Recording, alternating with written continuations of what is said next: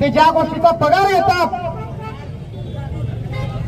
त्याकरता त्यांनी स्थानिक तलाठी असतील, ग्रामसेवक असतील, यांना शेतकऱ्याच्या बांधावरती पाठवून त्याचे पंचनामा केले पाहिजे. तालुक्यामध्ये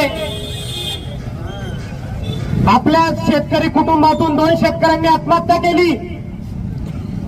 मित्रांनो, प्रवृत्त होत आहे त्या तालुक्यामध्ये शेतकऱ्याची काय अवस्था असेल हे तुम्ही लक्षात घ्या. आणि आज जर आपण प्रशासनाला ज्या विचारलं नाही तर मित्रांनो, उद्या उठून शेतकऱ्याचं काही झालं तरी यांना फरक पडणार नाही. हे शेतकऱ्यांना कवडी मोलाचा भाव देणार नाही.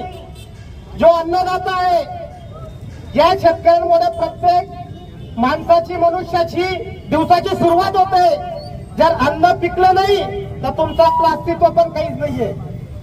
म्हणून आज या मोर्चाच्या माध्यमातून आपल्याला प्रशासनाला एकच सांगायचं आहे की तात्काळ शिरपूर तालुक्याच्या अतिवृष्टीमध्ये तुम्ही समावेश करा.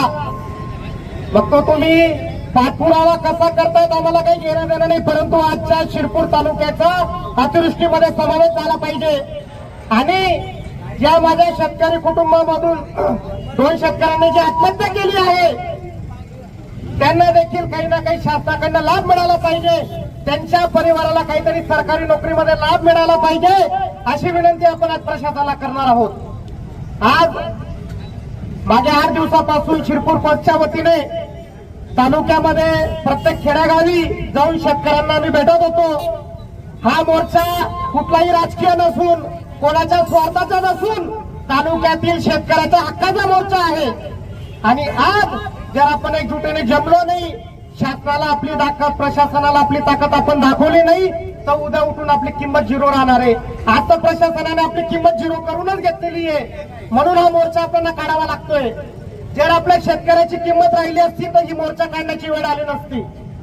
म्हणून तुम्ही लक्षात घ्या की तुम्ही या देशाचे पोशिंदा आहोत, आपण या देशाचे पोशिंदा आहोत, परंतु आपली प्रशासनासमोर काय किंमत आहे हे तुम्ही लक्षात घ्या.